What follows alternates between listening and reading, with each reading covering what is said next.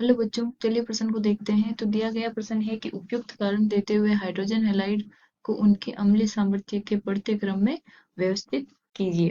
तो हमें क्या बताना है कि जो हमारे हाइड्रोजन हैलाइड है उनके अम्लीय सामर्थ्य क्या होती है और उनके बढ़ते क्रम में हमें लिखना है। तो सबसे पहले हम क्या लिखेंगे, मुख्य अवधारणा।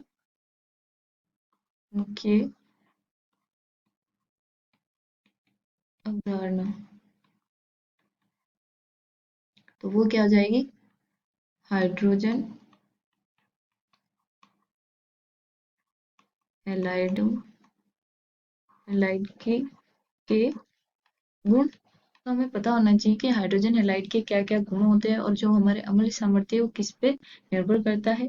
चलिए हम देखते हैं। तो हमें बोला गया है कि हमें हाइड्रोजन हैलाइड की अम्लीय सामर्थ्य बताना है। तो हाइड्रोजन हैलाइड क्या होता है, हाइड्रोजन हैलाइड, तो वो क्या होंगे, हाइड्रोजन यानी H, हैलाइड यानी हमारे जो 70वें वर्ग के जो तत्व हैं तो वो, तो HF, HCl, HBr और HI, ये होते हैं हमारे हाइड्रोजन हैलाइड। तो जो हमारे हैलाइड क्या होते हैं, 70वें वर्ग, तो उसमें क्या क्या आता है, फ्लोरीन, क्लोरीन, ब्रोमीन और आयोडीन। तो हमें पता है कि वर्ग में ऊपर से नीचे जाने पे जो आकार होता है वो क्या होता है, इसका बढ़ता है। और आकार बढ़ने के साथ साथ हमें पता है कि जो आकर्षण होता है वो भी क्या होता है, कम होता जाता है।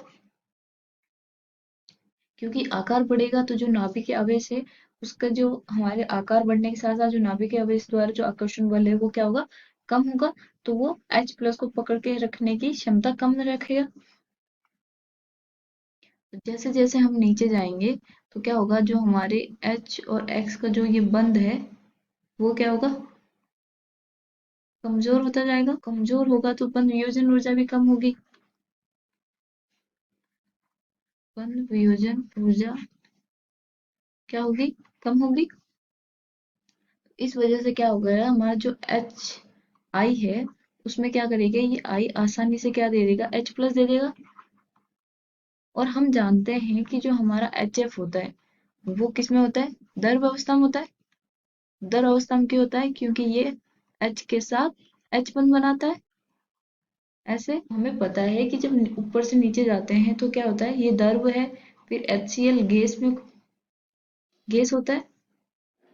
क्यों, क्योंकि इसमें H बंध नहीं बनता। H बंध नहीं बनेगा तो क्या होगा कि इनके जो पेच बंध बनने वाला है वो क्या होगा, कमजोर होगा।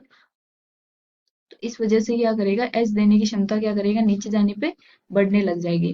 तो अगर अम्लीय सामर्थ्य में लिखूं तो अम्लीय सामर्थ्य क्या होती है, H प्लस देने की क्षमता, वो क्या होगी, H प्लस देने की क्षमता।